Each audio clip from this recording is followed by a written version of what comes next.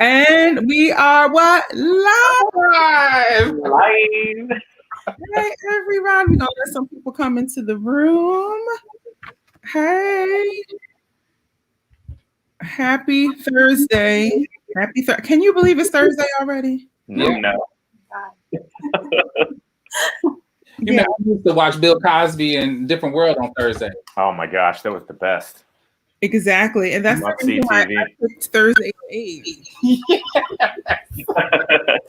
Because Kenny was like, that's a classic. That's a classic. Prime time. Yeah. Even on the Golden Girls, they was like trying to bury Mrs. Claxton. He said, "What about Thursday at 8?" They said, "No." He said, "Right, the Cosby Show." You know. Right. Welcome, everybody. Welcome to Kiki Convos Thursday edition, February 25th. Oh my God, 25th. We are at pretty much the end of February. Yes. Already. How did that happen? How does that happen? But it does really sort of feel like April. Yeah. 2021. Right. It's fast tracked, but how's the weather where you guys are? To let everybody know where everybody is. Yeah, I'll go first. I'm in Atlanta, and we've had cold weather for the past week, and then today it was like 70. So, I mean, so the weather was beautiful today. Yeah, I'm in Philly, and we were about almost 50 today, so it was beautiful. Mm. Yeah, it's been that way here in New York City. I mean, past couple of weeks, it looks like the planet Hoth in Empire Strikes Back. All the snow, and now today it was like beautiful. You like that, Andy, huh? I mean, you beat me to the first Star Wars reference. I knew it was going to happen. I was just waiting for it. I'm so glad you're right out of the gates here. Talking Star Wars. I'm in San Diego, and it was like 70 today. But I'm not trying to rub it in, but when I landed in Minneapolis, it was that day that it was like -10, and my heart stopped. I was like, I can't go from this weather to that weather. And Lily, where are you? I'm in San Francisco right now, and it's also almost 70. I don't think quite 70, but it's like high 60s. So it's been really beautiful. I think yesterday was 70. But I'm usually in Minneapolis, St. Paul, but I'm grateful that I missed that cold spell when it was -20 because it's hard. Like those degrees are hard during the pandemic, when you can't go outside and walk or go out, to eat because now restaurants are open and the patio dining's open. Usually I'm fine with the cold weather. I just do my theater and I'm happy, and I'm inside and I don't care how cold it is outside. Right. I always say, luckily my passion is an indoor sport. But during the pandemic, I think it's hard in that cold. Yeah. It is really hard. Hey, Martin, one of my favorites. Oh, this is really regular. Cool. This is so cool. We get to see the chat comments. The comments are cool. Yeah. You guys might be interested to know that since you left the Twin Cities, it is now a balmy mid-30s to 40 degrees. So you can walk outside with your jacket slightly unzipped, maybe take one layer away from the thermal clothes underneath your clothes. Andy. We appreciate it. Right, yeah. Exactly, because it was negative whatever when we were there, but craziness, insane. Anyway, good evening, everybody. I am so happy to have this panel of incredibly, fabulously gifted singers, director, and composer on this panel. Hey, people are coming in. Hey, good to see you. Yes, I'm looking forward to Saturday too. Did you guys share this on your page? Yo. Hey, hi. Hey. We love Larry. Well, first I want to say, before we get started, I wanted to say rest in peace. We lost 2 singers this week to COVID-19. Wow. Antoine Hodge, who was a bass baritone, and I didn't know him personally well, but he was in the chorus of Porgy and Bess at the Met, and I did get to know him a little bit. And Chelsea Miller, I think her name is, and we just want to, just lift them up in prayer, and our prayers, and to their family and their friends and their fans, of course. Yeah. And, wear your masks, be cognizant of other people, wash your hands, do all those things, and just keep each other lifted up, Yep. Okay, we have some more people. Hi, Miko. How are you? Our fabulous lighting designer. Yes, Miko. Projections Hey, designer. Miko. Yeah. Hey, Miko. Miko was our fabulous projections designer. Projections You'll designer. see on Saturday, he created the beautiful projections, and they're really gorgeous. So beautiful. Well, we always start with the cheers and a glass of wine or whatever you drink on today. I don't have a glass with me. Okay, that's where you went. You got something great. Clank, clank, clank, clank, clank. Well, Minnesota Opera has come up with this virtual gala. Well, normally they would be dressed up in gowns and tuxes and have a big opening night gala, whatever. But because of COVID, everything is shut down. Different. And so Ryan, email, text, whatever. Hey, I got this idea. And of course, when you receive a text or email from Ryan, it's always something interesting and fascinating. And those of us who are lucky enough to have that kind of relationship. And he said, we're trying to, and I think originally, Minnesota Opera, of course, the opera company that is in the city, somebody who needs to mute themselves, in the city where George Floyd murder happened last year. And I think this industry got hit, smacked right in the face when we were all faced with, okay, what do we do now? With all the racial awakening that was happening all around the world. And Minnesota Opera, and it's uniquely placed in that community, had to answer the call. Like, what does an arts industry, or what does an arts organization do when something like this happens in their community? And Ryan and I had several conversations about that, and I'm sure each of you, had that conversation. And I think what we created was also a call about that particular incident that happened, a part of it. And so I was so thrilled when he said, why don't you have the cast come onto Combos and we can talk about what we created. And I want to start out by I texted Ryan today. Ryan Taylor, if you guys don't know, he's the general director of Minnesota Opera and a very good friend of mine. He's like my brother. And I said to him, I asked, and I invited him on the show, and he's turned me down twice. So I just want to put that out there. And I said, what was the conversation or the decision, discussion on Minnesota Opera's part to empower artists to create a piece like Art is a Verb?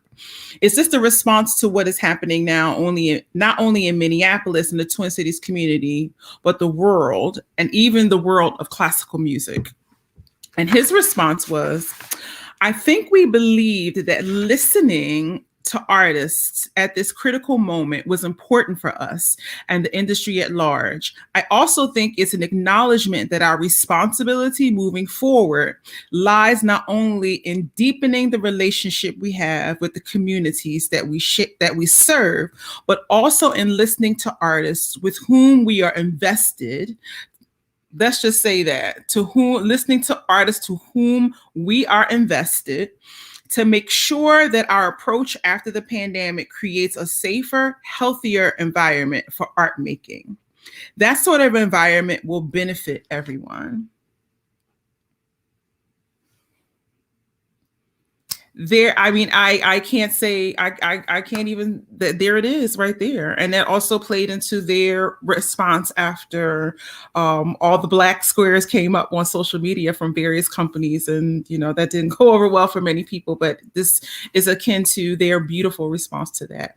And so Art is a Verb. What is Art is a Verb? I want each of you beautiful people to briefly introduce yourselves. And I have your bios here, but I'm reading them and I'm like, let the people talk about themselves. So I'm going to let ladies first. I'm going to let our amazing director, Lily Tang Crystal, please tell the people who you are. Thanks so much, Karen. Thanks for having me. And I'm so honored to be here with all of you. I loved working with you in the last few months. So I'm Lily Crystal. Hi, everybody. I am the director of this piece called Art is a Verb.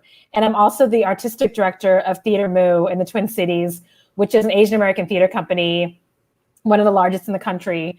And I am also an actor and director. Wonderful. Brittany, Miss Boykin.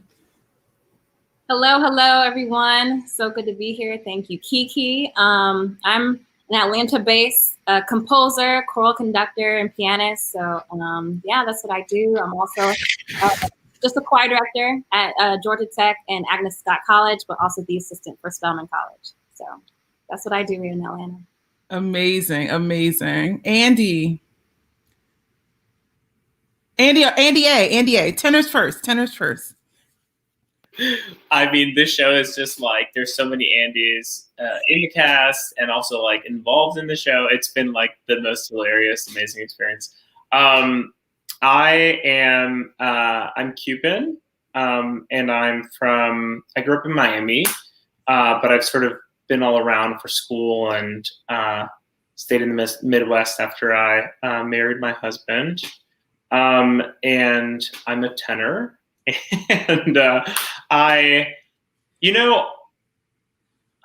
won't get too deep into this because I know we'll talk a little more about art as a verb and sort of art after the pandemic. But I like to say that I am trying to do my best to be the biggest queer ally I can be and tell stories that empower the queer community and also the BIPOC community.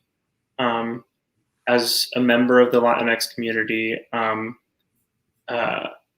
know that our stories need to be told more and more accurately. So yeah, I'm here to lift voices for sure. Yes, and we love you for it, Andy. We really do. Mr. Outlaw, Team Outlaw. Thank you. It's great to be here. I'm Sydney Outlaw, hailing from Queens, New York. And, people know me. Y'all know me. I travel around singing, and you see me on my Instagram posts with all my musical posts. And I'm enjoying being a performing teacher. And we talk about lanes of advocacy. And I spent the past year trying to figure out what my lane of advocacy is. And I think about Nina Simone saying that, it's impossible to not create art that reflects the times. And I've been knee deep in that with my students and trying to teach them how to be artists as citizens, as well as growing as an artist and a citizen. So that's what I've been up to, and kind of looking at my calendar for performances in the future and how to juggle that, at the last minute. It seems like, everything is kind of changing now. And so I'm trying to juggle with management. Okay, I can't do this right now. I need to look further in the future so that I can do it well. Mm-hmm. So, I'm here. I'm still studying, still coaching, and taking that back to the classroom and just chilling. Congratulations. Some good news for us today, but a couple of his students got into some cool schools. So congratulations on that, Sid. Thank you. Andy W. Hey. I'm Andy Bukowski. I am in St. Paul, Minnesota. It is just, I guess, an honor, and I'm very humbled to have gotten to work with each and every one of you on this project. I was really nervous to do it, and at every step of the way, that sort of fear and nerves just was transformed to love from every single one of you guys, and I just want to thank you for that. But I have been singing with Minnesota Opera for about 20 years. I'm born and raised in Minnesota. It's my home company. They taught me basically everything I know.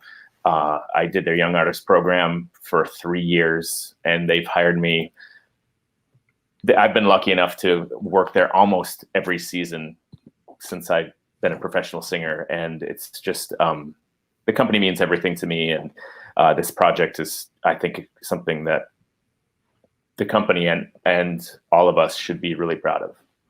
Absolutely. Thank you for that, Andy. And I am so excited to see the piece, to show the piece. You know, you're getting some love from some people. Yes. I think this Lily was about your company. I think that was from your company title. You mean? Oh, maybe not. Maybe Art is a Verb. The title of Art is a Verb. The play. I don't know. I should put these up. You know. Anyway, okay. So, either way, it's great. I know exactly. So you get the call, and we all meet on the Zoom. How many months ago was this? It was like in September last year.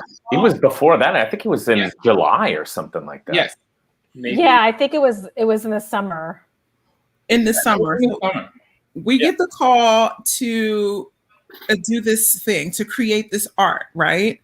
And I don't even remember the meeting because I've been so busy, but I do remember us being there and okay, what are we? And we did not introduce our esteemed librettist, Harrison Rivers, who's not here right now, and Andy Whitfield, who was our conductor for the piece. Yay, Andy. I don't know if Andy's here, he's probably working.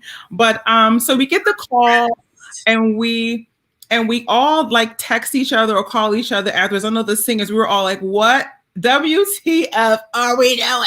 You know, what is this piece? So Andy, can you talk about your first reaction, Andy A, to the call to create what? Yeah, I was like, oh, this is awesome. I'm so excited. And then I was like, but wait, what is the word? And then I don't know, it was the first time that a company had said, hey, here is this space in our season, and here is, we're going to dedicate money to this, and you all come up with the concept. So in my mind, first of all, I was sort of in disbelief, and I was like, oh, wow. And then I was like, this is a really cool opportunity. And then I was like, well, how do we pick one thing to make it about? I mean, we all knew that it was going to be centered around BLM, around everything going on in the pandemic, around just everything that we were experiencing, right? Like art in the moment. But at Karen, actually, I don't know if it was over a phone call or the first Zoom call, you said something along the lines of it being something that really resonated, that we don't get to tell our stories as artists too often. And I was like, oh, wow, that's so true. We put on this mask, this costume, and we're guarded by that. So then I was like, oh, so now we're not only in the middle of a pandemic and so much going on in the world politically, but we're going to unveil that mask to everyone. And I was like, this is exciting. This is art. And then we still didn't know what we were going to do by the end of that. We still didn't know. And I think Harrison may have given us several questions. Sydney, is that true? He gave us several questions. Yeah. And we had to answer these questions by the paragraphs or sentences or whatever. Do you remember that? Yeah, that was last summer.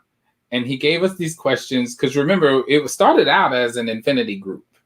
And then we broke off because people were like, oh, okay, well, I'm busy doing this. I'm busy doing that. So Ryan was like, yo, if you want to do this, just email me and we'll get a group together. And so we were the ones that was like, sure, that's dope. We'll do it. And then he sent these questions. And we started answering the questions, and then we met. Because remember, I was in the cab. I had to go get my tux tailored. Remember? So this is circa September because I had to get I'm still paying for that. And so that's when he came up with the journal entries. Ah, okay. That's when it got real because you started having to sift through your journal. You was like, Wow. no, I ain't gonna say that. Right. I do remember that. And I remember the first, was it ANDW? Was it the first or second group when we were starting to have real conversations around race? Mm-hmm. Yeah. And about what had gone on in your city. Mm-hmm. Yeah. And so, and I wasn't going to say anything until you said something yesterday about when I called Andy after the first or second meeting, and I was like, so you're the only white person in this group. Are you okay? Yep. Like, I mean, I know what it's like to be the only person in a room. And when you start talking about heavy issues around race, and you are directly in that community where, Mr. Floyd, the incident happened. So talk about your first experience, like when we coming into this, because we didn't know we were going to go there. No, I didn't know. I mean, my instinct when Ryan Taylor asked me to do something is just say yes first and then work out all the details afterwards. So I did that. And here I am in this Zoom call and I'm looking around. I'm like, I'm the only white guy here, and I realize that I don't ever feel that way, but like BIPOC artists almost always feel that way. It's just the way things are. And I was getting a little anxious, and Karen, you texted me, you're like, can I call you when this is done? I'm like, what's Karen going to say to me? What's like, and I was just like, I was kind of scared. Like, I felt like, what am I even doing here? And I remember you called me and you said, I know what it feels like. How do you feel? And it was just like the friendship and the love that you showed me in that moment just like made me feel like, you know what, I do belong in this group. I do have something to contribute, and I really want to be a part of this. And I guess that's kind of how that first session went for me. Yeah, I really feel very connected to this group, and of course the singers I've sung in certain iterations of my career. Andy, I remember when I was an Adler Fellow and you were in Maryland, and you always get shocked when I remember you, but I'm like, I remember you. You have no business remembering who I was. I was like this puny little Maryland-y person that wasn't even doing anything, and you were like this big Adler superstar. And like, I remember like when the next time I saw you, and you're like, Andy, gosh, how long has it been? What has it been, like 10 years? I'm like, how do you even remember who I am? Like, anyway. It's crazy. It's Virgo. Yeah. But when people speak to you and they speak to you, resonate with you or whatever, you just remember. But I love this group so much. And I'm so thankful that Ryan put this group together. And then we have Lily, our director. So you get the script. So we start to put all of our emotions. And Andy A and I were in Houston together when we had to give our first final draft or whatever. And we were coming from rehearsal like, okay, I haven't submitted my things. And I said, we were back and forth trying to figure out what we were going to say, how far we were gonna go, how much truth we were gonna, and it was very difficult for us. Yeah. It was difficult for us. And then Lily, you get the score. I mean, the script. And what? I love Harrison's work, and and now I've now that I know you four, I love your work. But at the time when I was first brought on, I come from a world of theater, and I mean, I'm also a singer, and so I started my training is in classical music, but then I veered very quickly into musical theater, and so for most of my career, well, all of my career really, it's been in theater. And so I know Harrison and his work fairly well. And he's been a playwright that I've wanted to work with for a while. And so, and I know Harrison's work is very, some of it's autobiographical and it's very bearing, it's very vulnerable and raw and honest. And so when I read the script, I felt the same thing about your stories. And I was so honored to be given the opportunity and the trust to direct all your stories, because for those of you who will watch on Saturday, it's not only written by Harrison, but it's actually mainly written by Sydney, Karen, Andy, and Andy. And Harrison was sort of the librettist / dramaturg on it, because he took these 4 artists' words and made it into a script. And then Brittany created this beautiful music and lyric to some of the lyrics in it. And so when I got it, I was just really honored. I felt like, my work has always been about lifting up very specifically Asian American voices, but more broadly BIPOC voices. And my work is all around, lifting up BIPOC narratives and artists. And a lot of what your story was in terms of, fighting for space in an industry that is not always kind to, and usually not kind to artists of color. And so those stories I felt of great affinity for, because those challenges are also the same that I've experienced as a director, as an actor, singer, etc. And so the stories talk about your careers, your love for opera, and then we talk about George Floyd's murder and the racial reckoning, and where we want opera to live and move into this next new chapter, which we hope is a more equitable one. And so I was just really. There were times when we first got the script and you read it that I was in tears. Like, it's such powerful work, and I really admire all of you, and I'm so glad that you, like you said, like, how much should we say? How honest should we be? And I felt like you all were honest. I mean, that's what it seemed, and it's so powerful in that honesty, the work. And so I'm really grateful for you all to be honest in the work and really also own that space and shine as artists and as activists. Absolutely. And where did the title "Art is a Verb" come into play? I don't even remember. I think because it's part of the first song, right, that Sydney sings, about James Baldwin. The show starts with a James Baldwin quote, and Sydney talks about how much he loves James Baldwin and why he loves James Baldwin. And one reason is because, well, I should let you talk, Sydney, because it's your words. Yes. Yeah, I've been kind of like, how do I move? I've been kind of obsessed with James Baldwin, and I've been reading a lot of his, and Toni Morrison and Alice Walker. I got a lot of reading done. I'm almost done with Barack Obama's book, all 700 pages. I got 89 pages left, and so when we started this, I was already knee deep into practicing a new skill. There goes my student Carlos. I was already knee deep into practicing a new skill and practicing writing. And because I thought, well, if you want to be a writer, you can go on and write, and you want to be a singer, sing, practice that and try that. And so I was already interested in writing when that was brought up by Harrison to be the idea of, let's write this down and do that like that. So I was super into Baldwin, and I do believe that art is an action. It's a verb. It's an action word, to art. And so I felt like Harrison captured that. I felt like Brittany captured that.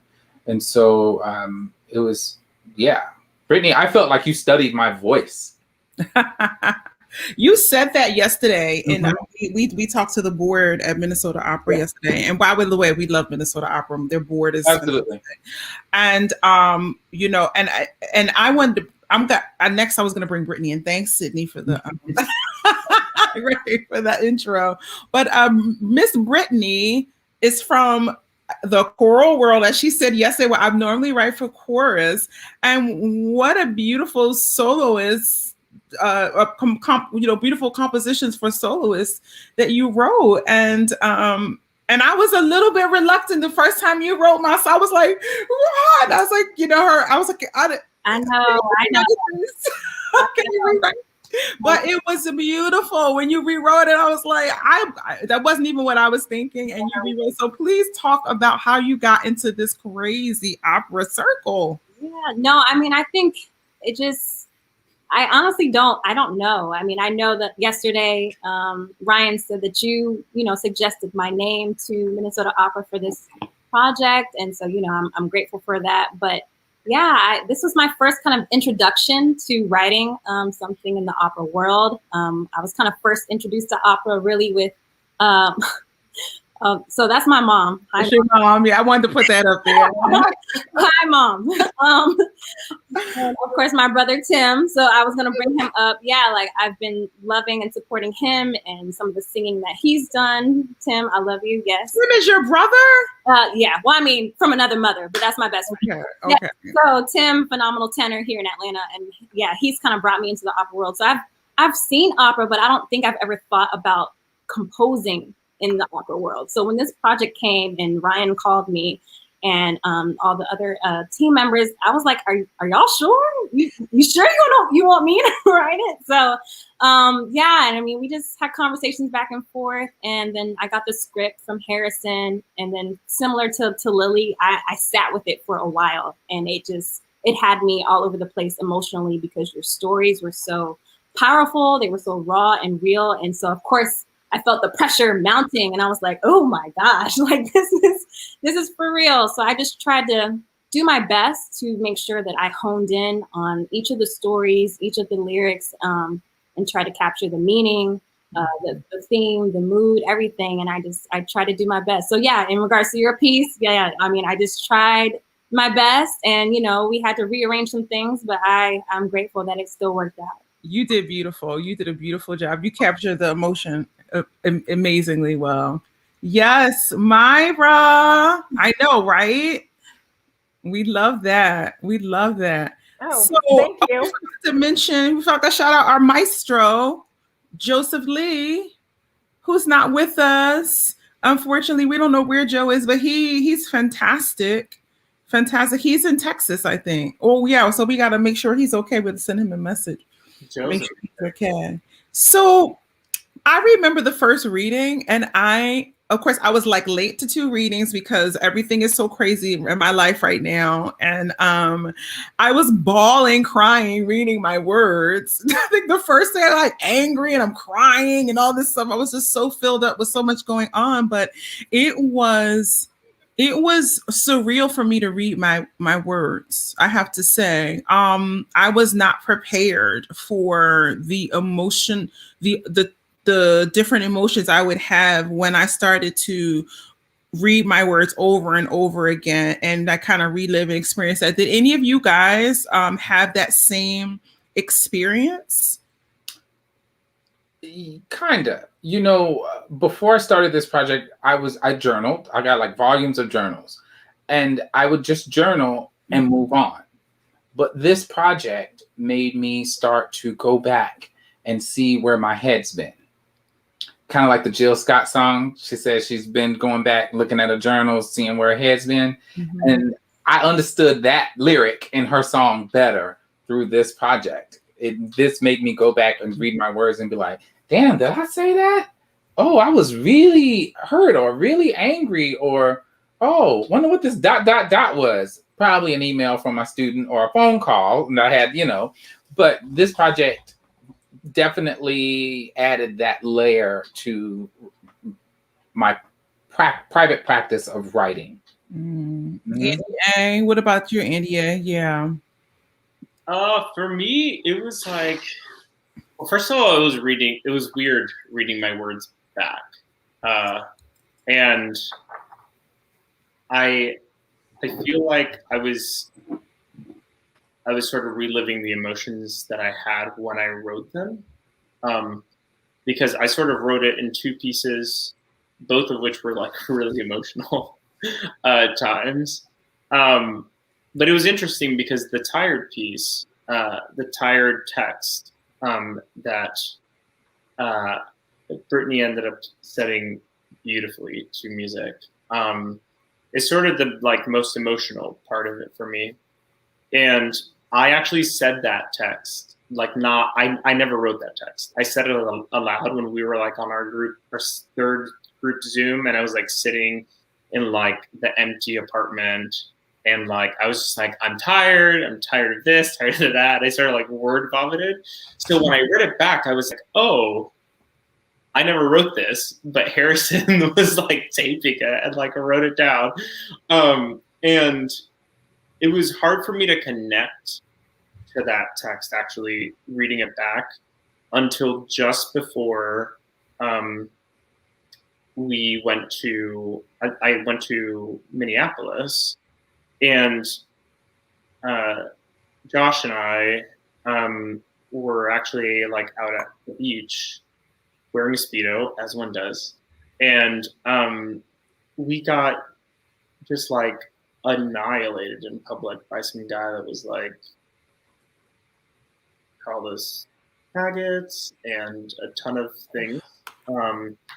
And I remember that night, I was like, oh, that's what I'm tired of. And then the list sort of like came on and unfolded. And then the next time I like did the piece formally was when we recorded it. And Brittany was in the room for that moment. And so like, it was sort of me connecting with, Brittany and I were like crying at each other via Zoom. Yeah, I feel like it's been an evolution with the piece, and sort of like, I don't know, we all feel this, right? Like, we're in the middle of a pandemic and everything that happened politically. It's like, it was never a surprise that all these things were happening because so much was going on. You become numb, like your tolerance of things is so much, threshold is so much higher as far as like protecting yourself emotionally. And I feel like this piece really made me check into myself because they were my words. I couldn't fake it, Yeah.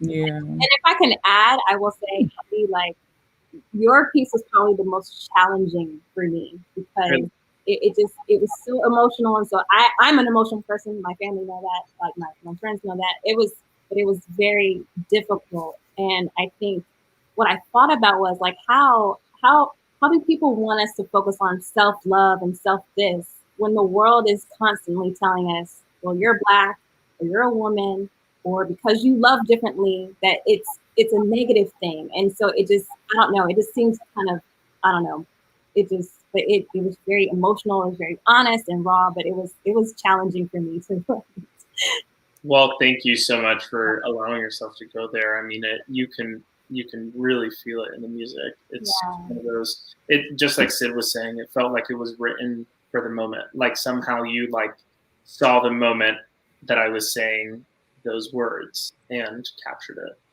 So yeah. Brava. Andy W.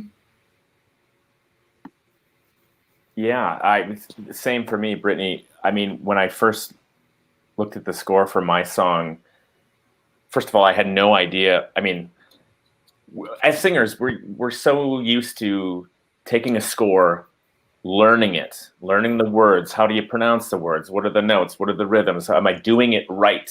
And this is like the opposite. I mean, like, what are you feeling? Let me turn that into something that you're then going to sing. And like, that's an experience that we're just not used to. And Harrison and Brittany had this Herculean task of, like, it's poor Harrison. Like, I sent him pages and pages of just nonsense. I didn't even know what I wrote, but I said, I'm sorry, man. He's like, no, it's okay. I'll go through it. I'll figure it out.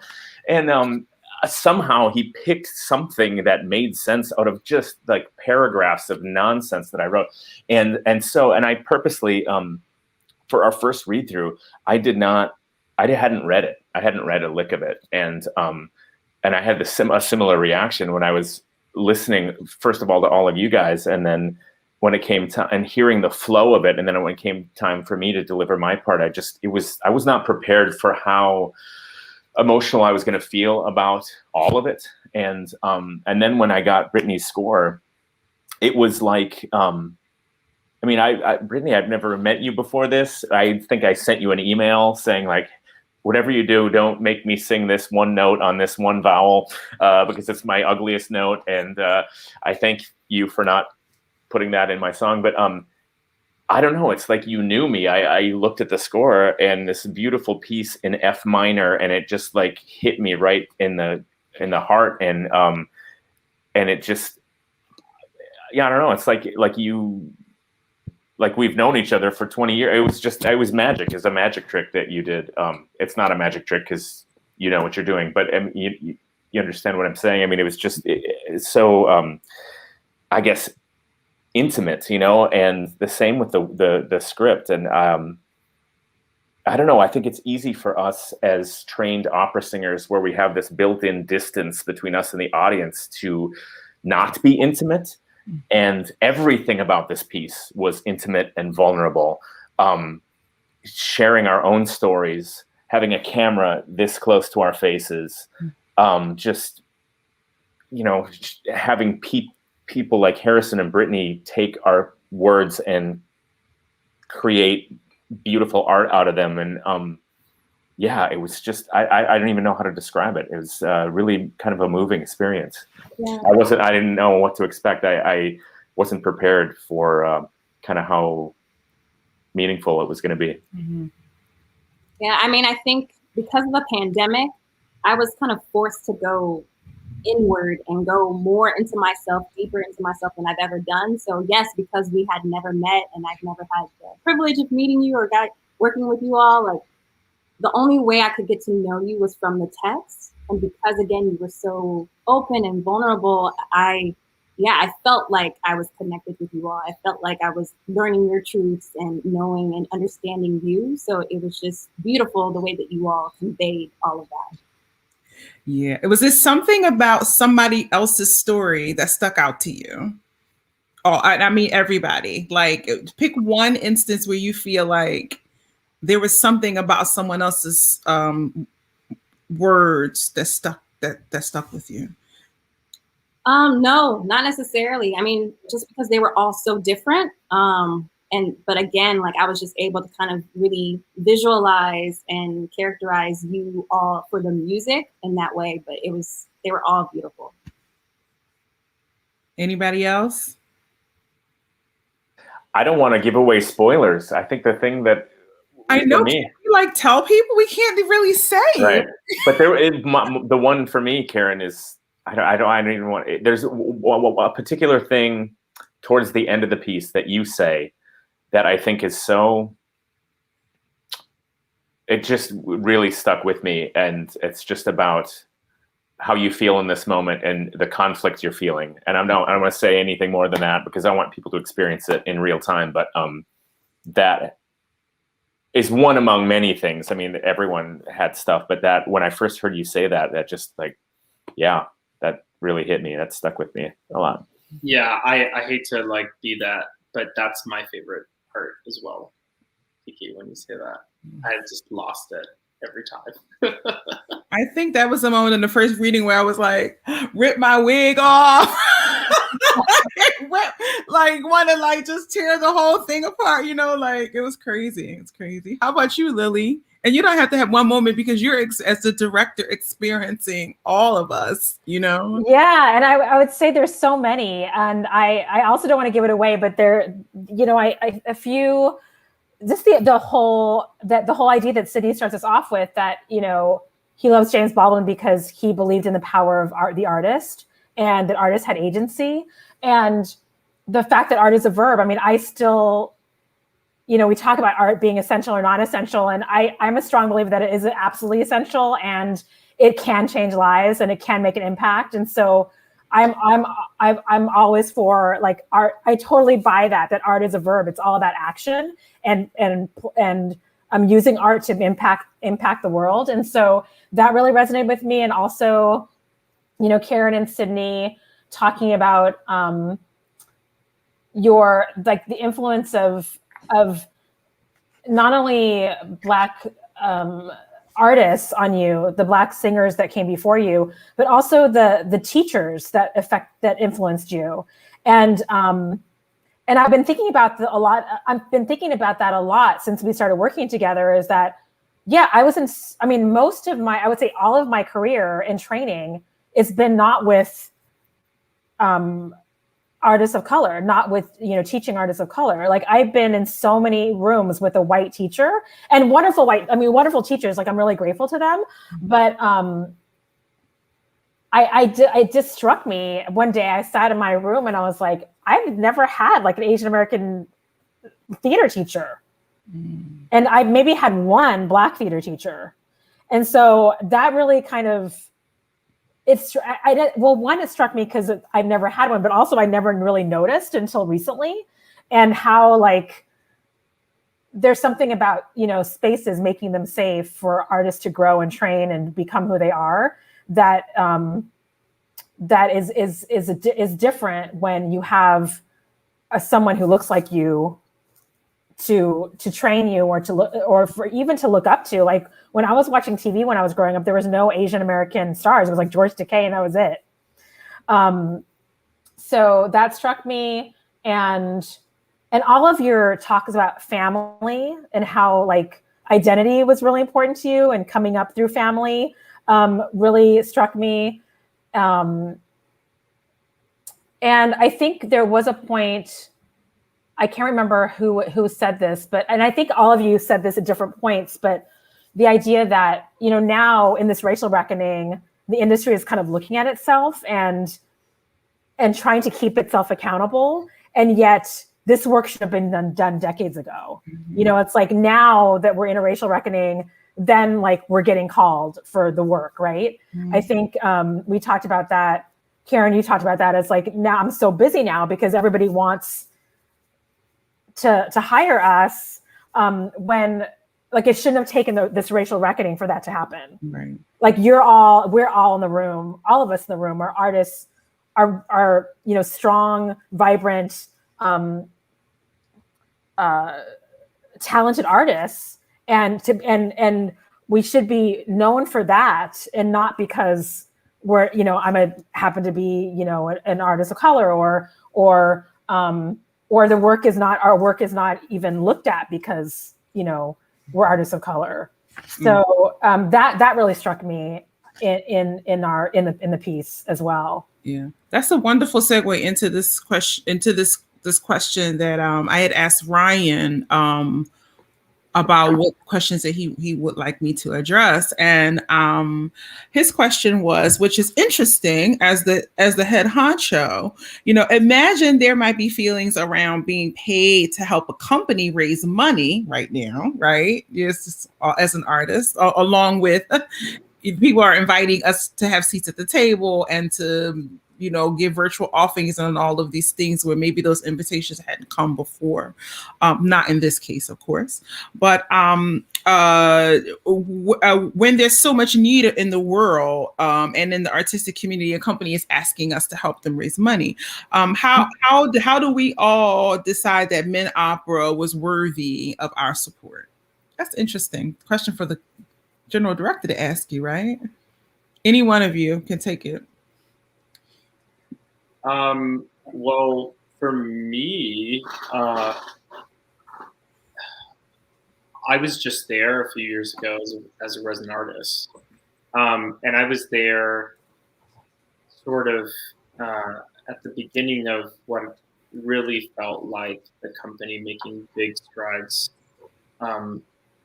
toward, I guess, what I would call like real allyship, real advocacy.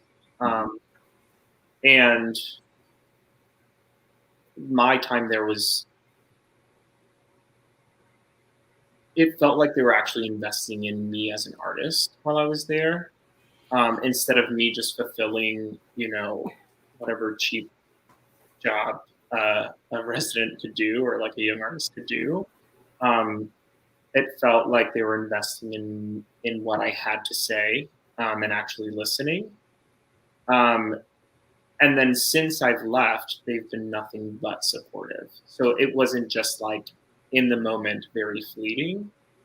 And then just like you said, like when we are the lucky people that are friends of Ryan, and Ryan believes in us as artists, I've always been able to lean up against resources at the company. They've always been extremely helpful.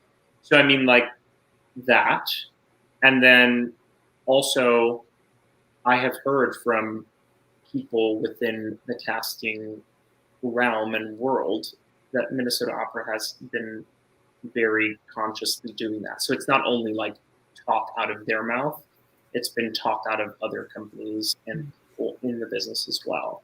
So I mean, it's always felt like a safe place. And then for them to like come and say, hey, we want to hear what you have to say, and then us have a conversation with Harrison. And we were like, do you really want to hear what we have to say?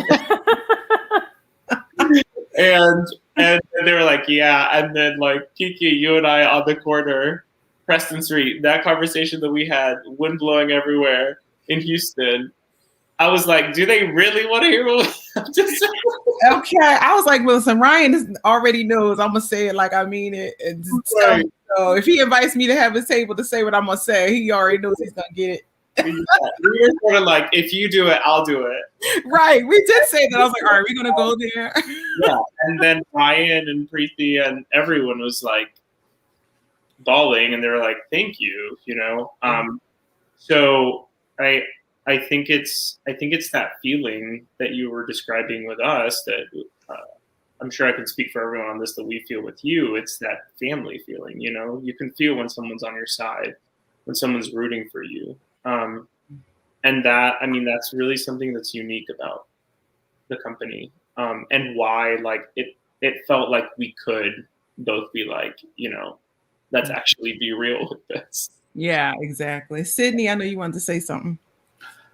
I'm going to piggyback off of what Andy said, because all of that, Andy, and to look at it through my lens, Minnesota Opera invested in me during normal times. You know, Anna didn't have to beg them to give me a role. She didn't have to convince them. She didn't have to say, oh, actually he sings this, or, you know, they didn't hire me to sing the third tree to the left, and there's nothing wrong with singing third tree to the left. You sing the best third tree to the left you can possibly sing. That's what my mama said. I do it, you know. But but there wasn't they've always been invested in me, and it felt like a safe place, you know. And actually, Karen, you were there my debut. You were there for my debut at Minnesota Opera, and I just remembered that was an enjoyable experience. And when those pictures pop up on social media or on my Google Photos, I actually looked through them because I had such a great time. And then they hired me back. I didn't get back to New York before they hired me to come do the fix. I didn't get back. I wasn't home. I wasn't even unpacked, you know, and wow. So of course I would do it. And then they had the nerve to say, hey, you want to tell us what you really want to say? And I'm like, are you sure? You sure you want to go there? You want this smoke? Okay. So yeah. Just to piggyback off of what you said, Andy, because all of that, and, you know, I didn't have to beg and plead with them to invest in me as an artist. They believed in me and gave me the space and the stage to go out there and do what I do. Art.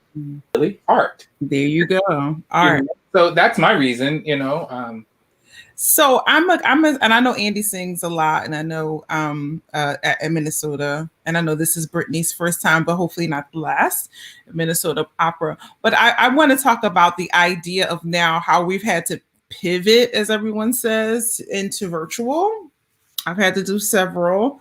Ooh, child, this medium, baby, this film is a whole it's a whole other thing. And to create a play with music, as we're calling this, in this time where there's so many COVID protocols, and, you know, our fair director was unable to be with us in the space. And so poor Lily is directing us in Zoom. And I won't say any more about any of the other location restrictions, but, you know, talk a little bit about the filming process. Share with everyone like how this piece came to be, from all of us writing our stories and creating a script and having our readings, into actually getting it on its feet in 3 days filming where we filmed in Minnesota? Who's first? I don't know how it happened. I mean, for me, because I was filming here in New York, and I kind of walked in the room and I was like, okay, I know my part. Tell me where to stand. I mean, I guess I had it envisioned in my eyes, you know, the interview Oprah did with Obama, and he was in one place and she was in the other, but they had the same chairs. So I kept thinking, oh, well, maybe this is going to be like that. Is Gayle King going to be here? Like, you know, where is the lampshade here? I don't know. And so I kind of just, I don't know how it happened. Lily. I don't know what day it is. Oh my gosh, it's magic. I do have to say one of my biggest regrets during this time is that I could not be in the room with you during filming. And the plan was I was supposed to be, but then because of personal and family stuff, I couldn't be in the room with you all. And I don't want to give anything away, like who was in the room and who wasn't, but in terms of the artists. But you'll see, like they all are in the room in the film, and it's tough. This is a hybrid space, and it's new, and we're all learning and creating a new form of art, really. And at Theater Moo, for instance, we've been doing a lot of virtual programming, and we've done 40 virtual events, including our main stage show, which is up now until Sunday. And it's a play by Susan Sooney Stanton. And we have 6 actors in separate rooms, all with like high definition cameras going at the same time, and a streaming producer in Tennessee who's like running the whole thing live. So our play is live, and we have transitions and quick changes and all the things. And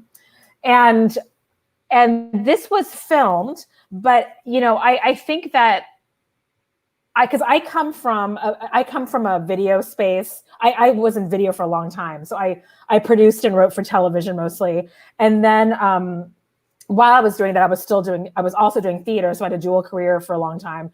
And then I came to Theater Moo so that I didn't have to do TV anymore. But then fast forward 6 months, and the pandemic starts, and I'm back to doing television. And so I think in with that in mind, that I have a background in television and a background in theater, for me, it's all about, honoring the play and its intention, and shifting it into this new space so that, because they're similar but different. And I really think it's taking the best of video and then taking the best of, performing arts on a stage, which is theater and opera, and somehow fusing them together so that the film actually brings to life the story of the play. And you all were great. I mean, we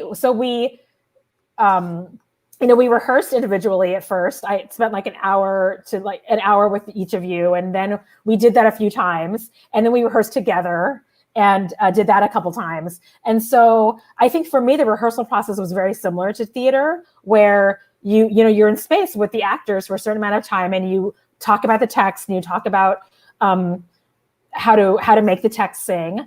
And it was, what was interesting about this process though, was that when we were in rehearsal together, I remember, and I don't know why, I mean, I should have expected this, and as a result, it was just beautiful, vibrant work, was that with each of you, that first session, we spent a lot of time talking about your backgrounds, your life, your words. And because that's what was the script, right? The script was made up of your words and your background and your life and your careers. And so we got very personal in the rehearsal room with who you all were and where you all were coming from. And so even though we were in different Zoom spaces, like I was in San Francisco or Minneapolis and you were in your respective spaces, like I still felt like I got really close to you and learned a lot about you, in some ways more than I know about other actors that I work with, because we just dive into the text and I don't like get a lot of their background as people. And so that I think that helped inspire the work. And then when we got into the filming space, it was really, the work is the same in that it's trying to tell truth and trying to convey truth in your acting and your singing. And you all do that beautifully. And it was a matter of focusing it so that it spoke through the camera, which is a smaller space than the opera stage, right? And then we filmed each person, for all of you out there, we filmed each person individually. And then with our great editor and cinematographer, Ryan Melling, he and I sat in the edit, through FaceTime, like we were in the room together editing this piece, and he did most of the editing, but I also sat with him and gave him notes. And then we put all the pieces together, having filmed everybody separately. So that's how it all worked. But I think it's, just combining like all your talent and all your beauty and power as artists, and then focusing it in this sort of smaller medium. Right. Absolutely. And when, it's really tedious. I mean, and Andy W. and I, we had a few moments where we looked at each other. We were just like, are we really doing this? Like, is this totally right? It is. I mean, it's so much more tedious than theater or opera, because opera, you get, you do 3.5 hours on stage and you get the applause, and it's one arc, it's one story. But in the film, it's like, okay, take one, take two, take three, and and there's no feedback, right? There's no one. And there was a moment, that's so funny, Karen, you said that, because there was a moment when I was in my Zoom space and in this actual apartment, and I was like, oh my God, now I know why I switched back to I switched to theater. Like now I know why I don't want to do TV anymore, because it was like giving me flashbacks to those times in the TV room or the set where you're just like, oh my God, like, let's do like these 10 lines over and over again, and then do another 10 lines over and over again. Absolutely. Where, like, you miss like the arc of a staged show. I definitely had a Vitamita Vegemin moment. What? I said, do you remember I kept messing up the lines, and I was just like, that led me to Vegemin, and it's so tasty. I don't know, it was like 15 minutes, and my brain, the little icon thing on the Apple computer, my brain was doing that. And I couldn't get my own words right. Yeah, it was really true. I mean, and Andy W. talk about the idea of okay, we have to change the lighting for 30 minutes, and then you got to get up and do the thing. Oh, but no, now we have to do this thing, and you have to go sit down somewhere for 30 minutes, and then come back and be on. Totally. I mean,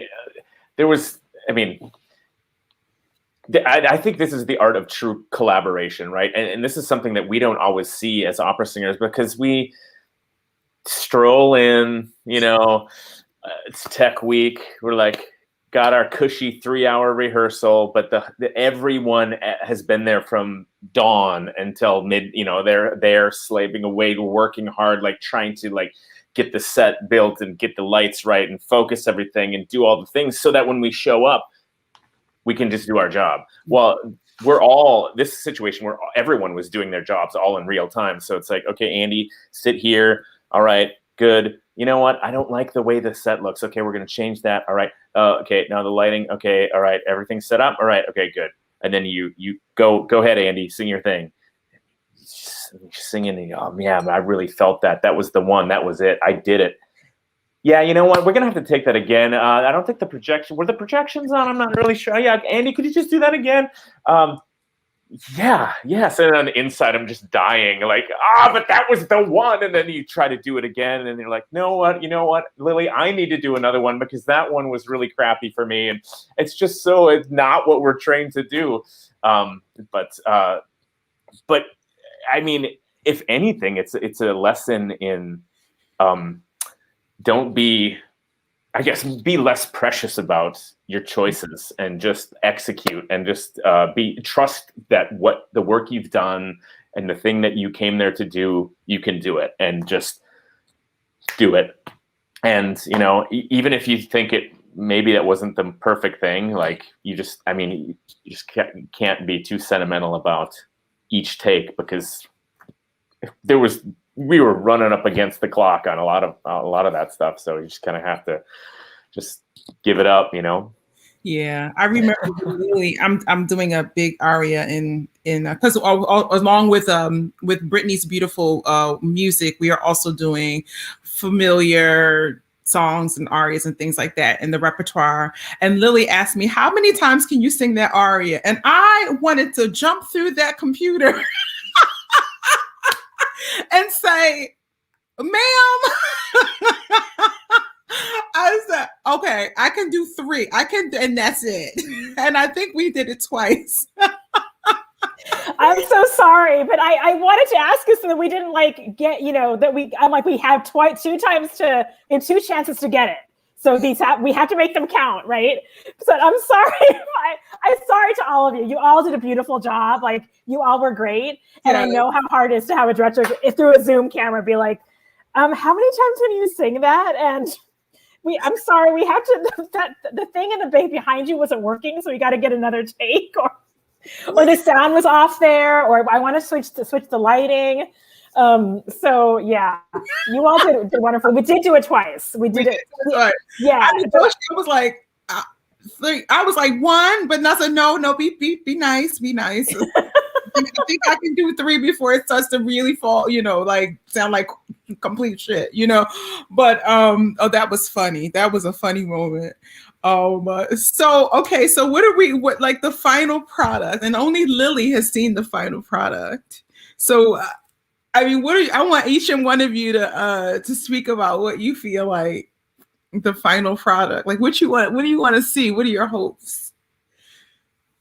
Brittany. I mean, honestly, I'm not quite sure. Like, I saw a little bit of the rehearsals, so I know that there's like something behind y'all sometimes, but I feel like I don't know what to expect. So I'm just excited to see the whole thing. Yeah, I don't know, but I'm excited. I'm kind of scared, honestly, because I don't know which take was used. And no spoilers, but the song that I'm singing, so Joe and well, that just felt like a Kamala moment. I was like, Joe and I. You did it, Joe. You did it. So Lee and I, like kind of made a pact, right? That the song that I was doing, that we would just sort of like do it live each time. Like we changed it up each time, and he did this beautiful, like amazing job at following. And he I remember there was one take that was really good. He did like this triplet syncopation thing in the piano for this very well-known song. And I think that was the one that had footsteps in it, though, that went really well, that I don't think can be used, because things like that happen. Like, there's like a sound in the background where like one of the high notes is like blows out the mic or something. And then anyway, so we'll see. But I hope that it captures, which I feel like it does, because I you can see like all the cameras while we were like singing. I just hope that it like captures the sincerity and like the honesty of the moment, because like the stuff that I saw you all doing was just so like incredible and intimate, and like watching the like unedited feedback was just so beautiful. So hopefully it'll like lift people and make them feel like people are being real, instead of all the fakeness that goes on. Mm-hmm. Yeah. Who's next? Yeah, to piggyback on that, like I felt like for me to be successful doing this piece, I had to let go of any sort of thoughts of vocal technique or anything like that, and just go for the realness part of it. Because like trying to sing it perfectly was not the objective. It was just not going to make it successful for me. And so I really challenged myself to really be as real as I could, and just be as present as I could in every possible moment. And I have no idea what any of it looks or sounds like. Like, for all I know, it could be 7 different takes of different, like, just utter garbage. I have no idea. I just kind of just put it out there. So I'm with you, Andy. I'm kind of terrified to see what it is, but I'm also really excited because just based on even just like looking at the camera feed, like Andy, I saw some of yours when you were recording one piece, and I think it's going to look really beautiful, and I know it's going to sound beautiful. So I'm excited and scared, to quote Into the Woods. You see it? I'm pretty excited to see it. I hope that people are moved by it. I hope that it makes them think. I hope I don't look like stupid in my video or something. That's what I want to say. We're being real. It's like, dang, Lily, do I look stupid? Nah, I just playing. But yeah, I'm excited to see it. I have no idea what to expect. I have no idea what to expect. I just hope that we touch people. I hope that what we did touches people, and I hope they're inspired and to go out and create and do something meaningful. And yeah. Absolutely. Lily. Well, I've seen it. I'm the one person that's seen it, and you don't look stupid. Quite the opposite. You all do beautiful work, and it's beautiful and moving, and it sounds beautiful. It looks beautiful. You all do beautiful work in it as actors, as singers, as creators, and but I understand that fear. Like, I myself don't like seeing myself on camera. Like, I don't like to see the final product, so I get that fear. But trust that it is, and you might still judge it once you see it, because I know I do that, but trust that it's beautiful and it's moving and impactful. And one of the designers asked me early on, like, what is your message, your main message for this? And I told her, like, the main messages, art and opera are beautiful and necessary, and they're a refuge, and they're necessary for our human experience. But we all have a collective responsibility to create an industry that is more equitable and anti-racist. And art has the power to ignite change. And each of you, as artists, have are sources of strength and power. And you create space, and you take space, and you create beauty. And I think in this piece, you all do that. Thank you. And that's just the goal. Yes. Alan, it is with piano. It's with piano. My friend Alan, my genius friend, genius organist extraordinaire. Alan, yes, we love Alan. He was at Westminster when I was there. Oh my gosh, yes. Hi, Alan. Yes, so Miko. Yeah. Oh yes, Miko is so right. I mean, I just watched the final cut like half an hour before I came on here, and there were parts that I was tearing up and responding and getting really emotional. And trust me, I've seen the piece like more than 10 times. I mean, I've seen iteration after iteration of it, and the fact that it can move me when I know it so well it's just beautiful. Yeah. So yeah, I'm so looking forward to I'm very nervous. I'm very nervous about how it's going to go over, how my words are going to be received, and also, like, I've been crying for like damn near 11 months. Well, maybe not that. I had my moments. I didn't really break down until like the late fall, winter or whatever. But I'm like, God dang it, I'm going to be crying, again on Saturday watching all your beautiful performances. But would you all, as we're going to wrap up this beautiful, beautiful session, would you all do this again for other companies, or would you or produce your own content like this? I'm curious, particularly for those of us who this is completely new to us.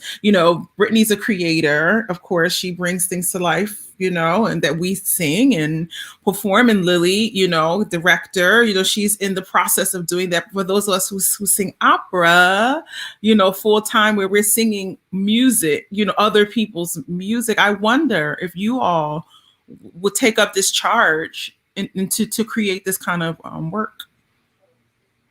I had fun doing this. And like I told the blacklist story on being on TV, Lily, you know, I did my audition. Like, I like doing this type of stuff, but real talk, I'm ready to get back to the stage. I'm ready for my voice to fill the hall again. I'm ready to support my sound, or pretend to, and have my teacher laugh at me in the corner and be like, "What was that?" You know, I'm ready to get back to the stage. You know, I'm ready to go back to my coaches and start working. I've been doing, like, I love doing this type of stuff. And yes, I would do it again under the right circumstances. If it was something that I related to and that I was feeling like I was with this, great, that's cool.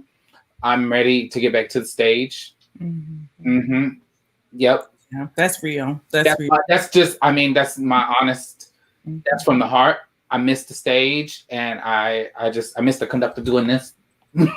you know, so I mean, yeah, I miss the stage. I miss the opera house a lot. Yep. Wachowski. Yeah. So last summer, I was lucky enough to have Long Beach Opera asked me to do a live stream show for like just a short, like 2-month period. And I have created this cabaret show with some good friends of mine several years ago. And I used a lot of that sort of content to help fill up performance parts of this live stream show. And then I had interviews, and I was kind of a variety show, and it completely consumed my life. And I really loved every second of it, even though I didn't sleep at all for 2 months. And since then, I have created some other things just on my own, just for some other companies, and also just for myself. And I think that having this time, I also took guitar lessons for the first time in 20 years during this pandemic. And this has given me a time to reinvest in myself as a creative person, and not just I've always just thought of myself, I guess, as a person who does their job, just kind of just is it, you know, I not that I don't do it well, but like I feel like this has sort of reawakened a creative voice within me that it's been kind of dormant for a long time. And I want to bring that to traditional opera, you know, even if I'm just on stage singing, I want to bring that creative energy to all my roles. And I also want to keep producing new stuff. So the answer to a very simple question and a very long answer is yes, I would do it again in a heartbeat. For another company too. Yeah, I think so. I mean, like, Minnesota Opera is my home base, and I will do anything for them at any time, and they know that. I love them so much. But yeah, I think I would do it for another company. Circumstances, yeah, being right, of course. But yeah, I think so. I don't know. Are you going to do it? If you do it, I'll do it. Yeah. I definitely. I did a talk for Babson College, which is a business school, and I'm like, I am figuring out how I can get my name from soprano to producer. Yay! Yeah, I got the bug. I mean, I've been doing some things in this process, and I'm like, yeah, I want to write a libretto. I want to write a script. I want to write, I want to create. I want to do all those things. So I have to find time to do it while I'm doing all my other jobs. But I think this is a part of the arc of my story, doing things like this. So definitely. Yeah. Andy A. Yeah, for me, the answer is yes, to both. But for me, like, everything and anything that I do from now on, even if it is the classic opera things, I want it to always be informed by the moment. I always want it to be a response to the moment. Like, I remember saying the words that I say without giving too much away, but that Nina Simone quote, when I was saying, how can you be an artist and not reflect the times?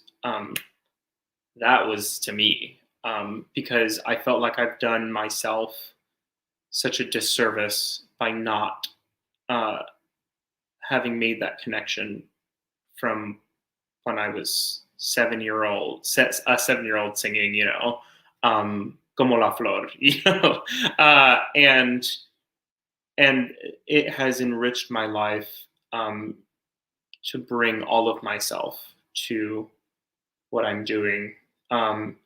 So I hope that I can continue to be an advocate for the things that I believe in, but also an advocate for myself in the way that I present art, in the way that I art. So yeah, and Kiki, hit me up. If you're writing a script or something, let me know, because I'll be there. Yes, I will. We call on all my friends who are geniuses. So what do you guys have after this? Just briefly tell us what's going on after this before we invite people to come to our show. Well, I'm going to prepare I guess it's a 30-minute recital after I'm ready to get back to the stage. Madison Opera has asked me to do kind of a 30-minute type of recital thing. Andy, I think you're doing one too, right? Yeah. Yes. Both do that, and both of them. I'm headed to do one of those with Warren Jones to send off to them to stream, and I have a Dish to Libre that I'm doing in April. So I'm busy. Praise God. Praise God. Yeah. Andy. I have that. Well, I'm actually singing for the Met Regionals on Sunday, so I'll be going to sleep early after I watch things. But yeah, so I'll be doing that, and then I'm also prepping a recital for Madison, and yeah, a Lucia right after that. So I heard. Wilkowski. Yeah, so this cabaret show I was talking about called Guns N' Roses and Cavalier, it's this sort of rock and roll recital that I do. I filmed it last fall, and Madison Opera is airing it in 3 parts, and the first part aired on Tuesday, and then it's the next 2 weeks after. So that's happening right now. And then I am working. I started working because there's no singing jobs right now, or there are very few of them. I am working for a teleconference company right now, and so that's the foreseeable future for me. But in the fall, I've got an opera called Lucy that my friends John and Kelly wrote. It's a 1-act opera that Eugene Opera is producing, and that's, I think, my first live thing back, and that's going to happen, I think, in November, and I'm really excited about that. That's amazing, Andy. Yeah. And when was the last time you were on the live stage? Oh, it was with Andy and Sydney in Fellow Travelers at Madison Opera. It was a year ago. And then when everything got shut down, I was in the middle of rehearsing my very first La Traviata with Opera Southwest, and just about got to Tech Week, and then everything got sent home. Yeah. Lily, what's your next? So as I mentioned, I opened our Theater Move show, which was today's my birthday, and you all should come see it. And then I went straight into shooting this. So I'm gonna sleep for a couple of weeks. I'm exhausted. So I'm going to take a little break, and I think our company is taking a little break. We'll be doing some new play readings in our New Works Festival, which is called New Eyes, probably in the spring, summer, and getting ready for our next main stage production, which will be summer, fall. But for now, I mean, looking forward to Saturday, and also this is the last weekend for Today's My Birthday, which is our play it's more like a live movie. And it's really a hybrid of theater and film. It's about a young woman who grew up in Hawaii, and she is in New York. She's a emerging writer in New York, and she goes back to her hometown in Honolulu to grapple with like the challenges she's facing in her personal life and her professional life, and all the characters communicate through are never in space together. They communicate through voicemail, FaceTime calls, a radio show. And even though this play was written in 2017, it premiered in 2017, even when it's done on stage, the characters are not in space together. It's really about connection, finding connection despite isolation, which is, I think, what we're going through now as a global community with the pandemic. And we're able to tell the story in not in Zoom, but it's like a live movie. We were able to get people, even though they were far apart, like make them look like they were in space together, and really do a theater, live theater production in the TV film space. So if you all want to come see, it's running till Sunday, and it's on demand through Sunday, and you can get tickets at theatermu.org. It's theatermu.org. So that's what I have going. And once this opens Saturday and that closes Sunday, then I'm taking a 2-week nap. Good for you. Yes, you need it. Brittany, what's next for you? Yeah, so I'm finishing up my PhD. I'm literally like one defense away, so I'm trying to get that done. But to your earlier question, like I've been working on that, so kind of similar to Andy W. Like I feel like as a composer, I've been kind of dormant for the past 3 or 4 years. I hadn't really written anything new. And last year, it was just very different. It was very introspective. I was forced to go deeper. And I was just grateful to have a lot of opportunities to collaborate and to do that. And so I think, I want more of that. And I think if the opportunity is good and it presents the right situation, I would love, whether that's orchestrating or whether that's mini operas. Like I want to do more, so I'm excited about that. Absolutely, and you should do more. And what is something that you'd like to do? And I know maybe you haven't maybe thought about it, but like what is like the next phone call? What would you hope it to be? Ooh, that someone wants me to score their film. That's what I want to do. Listen, in Convos, if anybody knows Convos, we've been up for a month. Stuff happens here. So if you say you want to score for a film. I want to score for film. I want to do string. I have so many ideas. I'm just waiting on the right project. So that's what I want to do. Call this sister, y'all. Call this sister. Make it happen. Call a friend and a friend of a friend and say, look out. Exactly. Yes. But it is such an honor to, well, I guess I have to talk about what I'm doing next. Let's see. I am working with Urban Arias. I am filming another film. Next week, I film Driving While Black, which is a one-woman opera composed by Susan Kander and the librettist Roberta Gumbel, who is a soprano, who the part was written for her. And so, yes, I'm filming it with Dubois Akin and Camry Akin from the Akin brand. They are directing the piece, and Bob Wood is conducting, and I did the recording 2 weeks ago.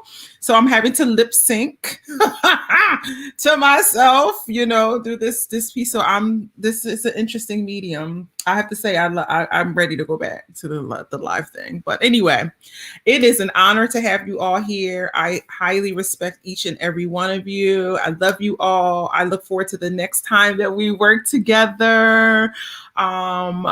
Please, you guys all tune in tomorrow to Art is a Verb. No, Saturday. Saturday, 6:30 is the pre-show. 7:00 Central Time is, I think, showtime for us. For more information, menopera.org, or hit any one of us up to talk a little bit about the piece. I hope to see you all there. Thank you to the Minnesota Opera staff, as always, Ryan and Pretty and Jake and Karen Q and everybody who makes everything happen for us. We love that company and keep them lifted up as well, with all of the things in every opera company and every symphony and every arts organization that is just trying to survive, sustain, thrive, so that we can come back strong when everyone's vaccinated and give you all of the things we have all been birthing inside. You know, I keep saying that I will not be the same artist on the other side of this. I will make art differently. I don't even consider myself even an opera singer anymore at this point. Like, it's so many other things that are happening. And so anyway, I look forward to seeing you all and joining you all on stage. Please stay on. Don't go anywhere, group. Thank you. I'll see you all, I think, next week. Like, tentatively, I have somebody next week, but I think I might be working. So anyway, Thursday. I'll see y'all next week. All right. Bye.